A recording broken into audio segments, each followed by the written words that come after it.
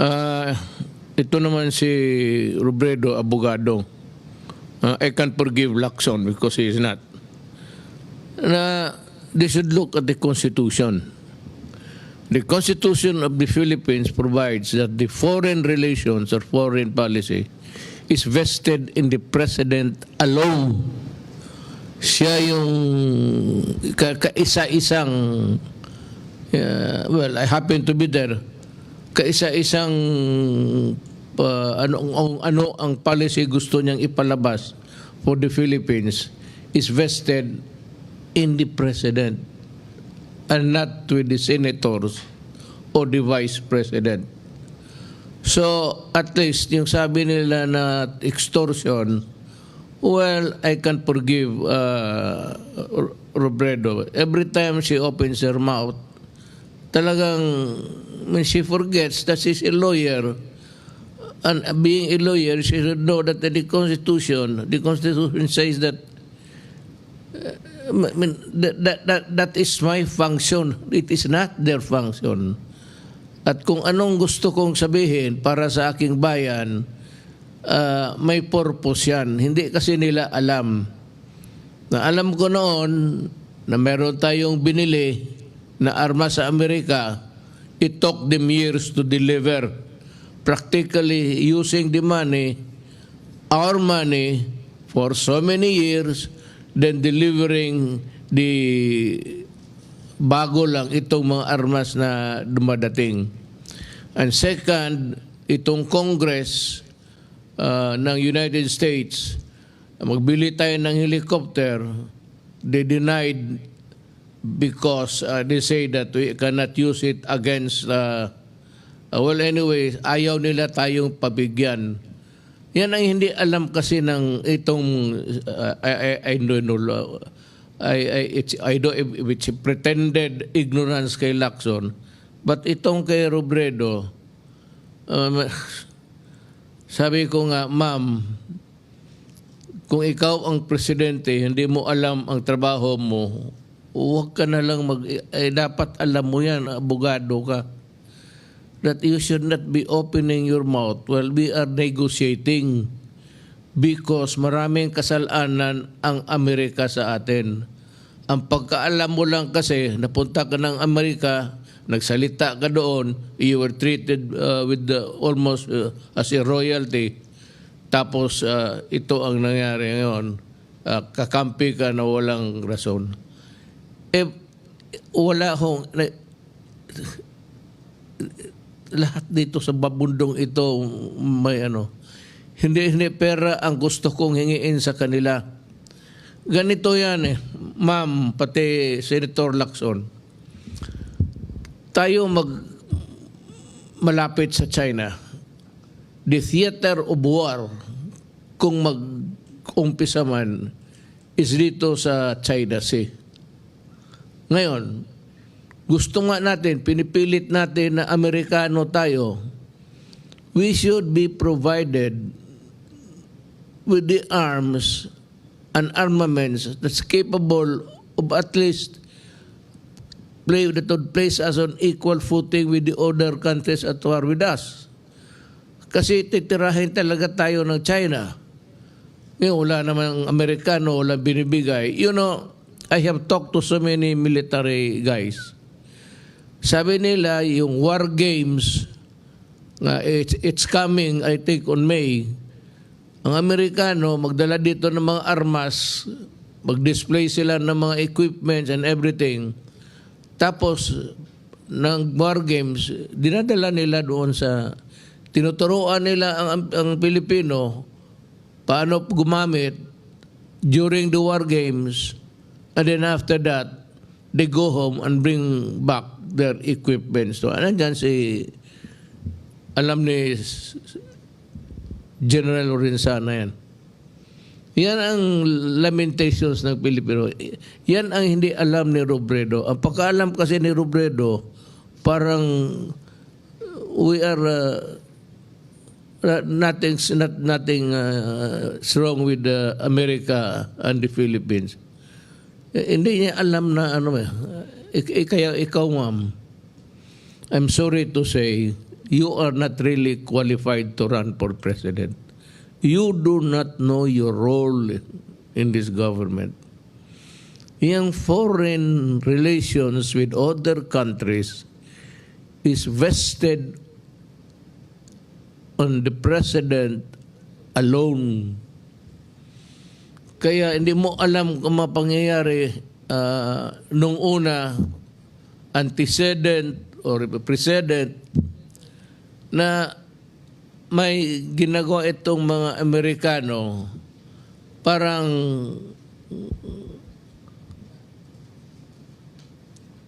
ano tingin natin, outpost eh. Ma'am, alam mo ba ma'am, as a president, do you know that there are so many depots, depot, the OBS depots. Maraming mga armas dito na nakalagay sa Pilipinas ang Amerika. And do you know that they are slowly converting Subic into an American base?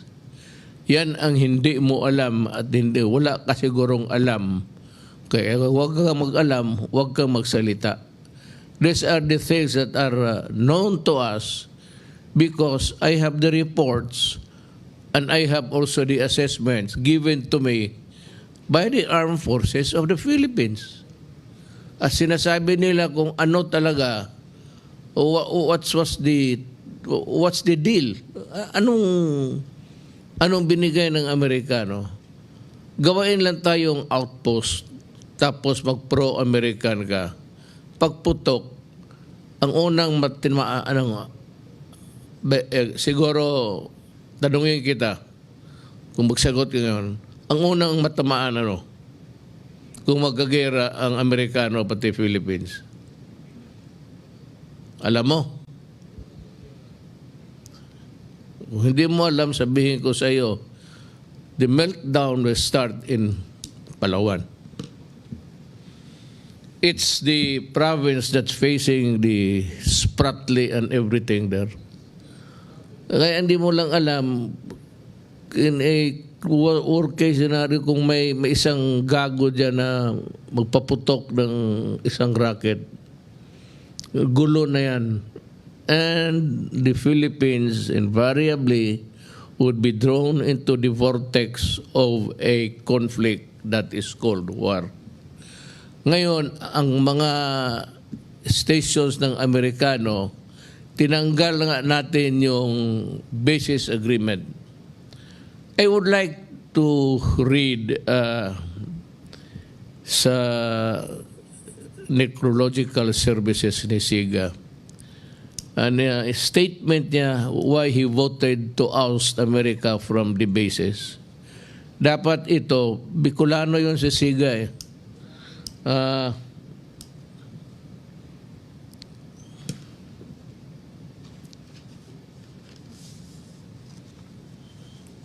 I would address this to the Vice President.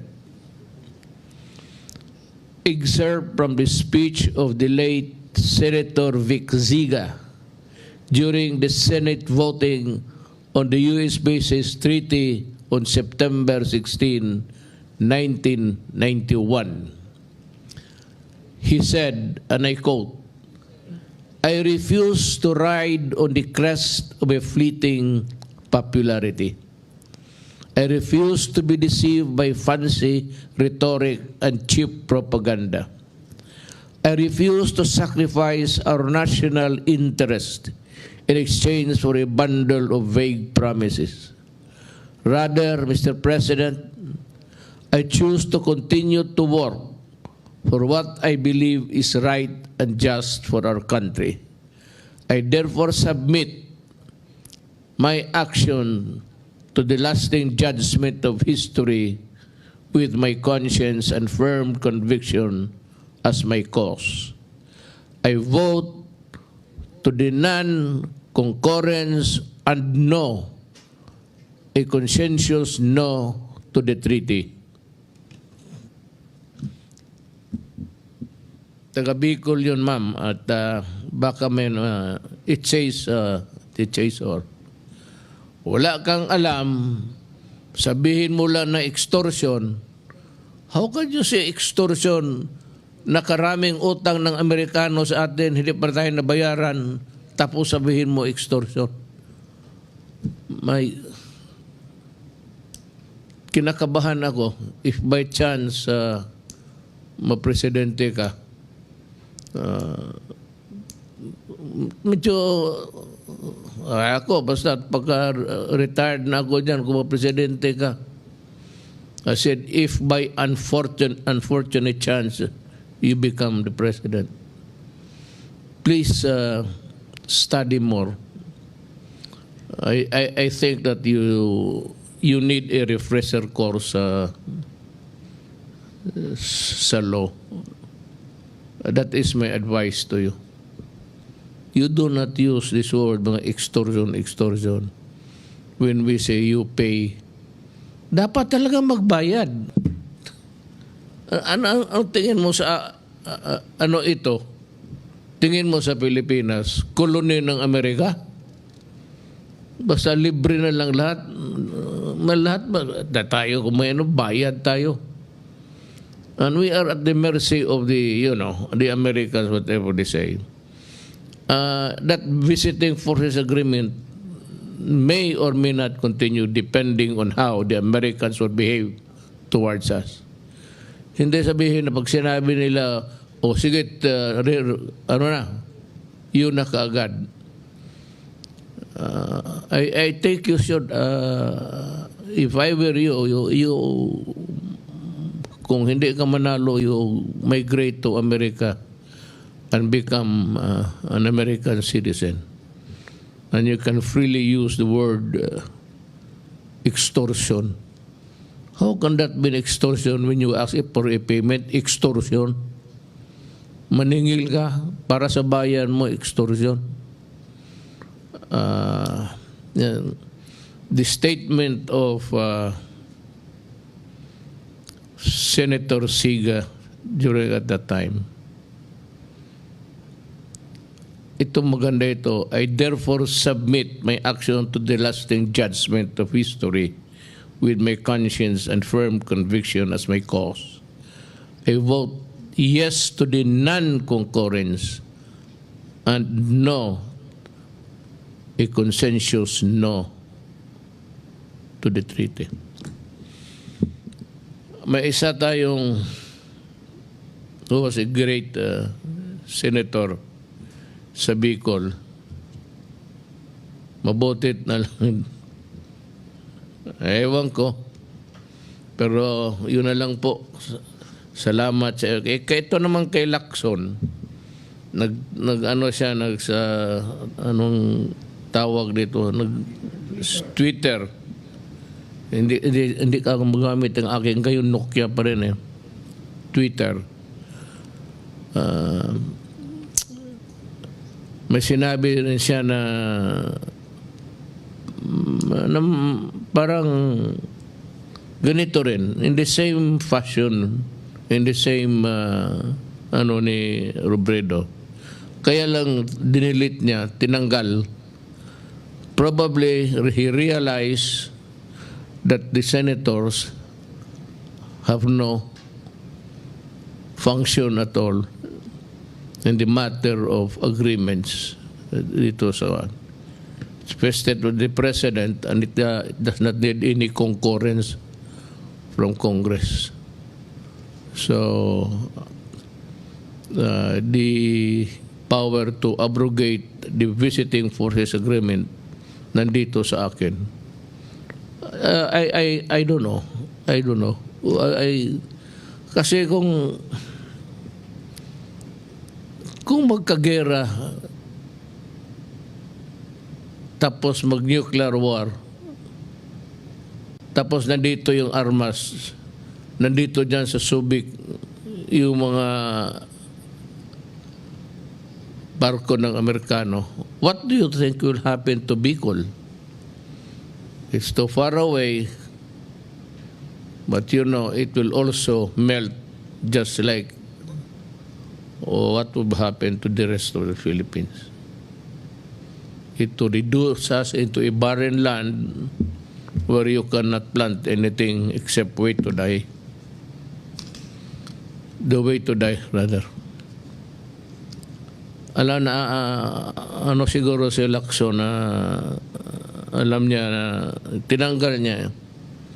Pero ito sabihin ko kay Ping, you have been a very cunning and ano sa mga statement mo. Yung pa-slide mo sa mga sabihin ko sa iyo, and so many other things in the past where you were wrong, bihin ko sa iyo na you have nothing to do with this. I may accept your comments, but please use it in a way, total hindi naman ito ano, use your use a language that will promote your person, your human being. Hindi yung basta-basta ka na lang mag-post-post dyan tapos without really finding out whether you are a part of it or not. Telling you, you are not. So next time, consult a lawyer in your office. And to the Filipino people, maraming salamat po.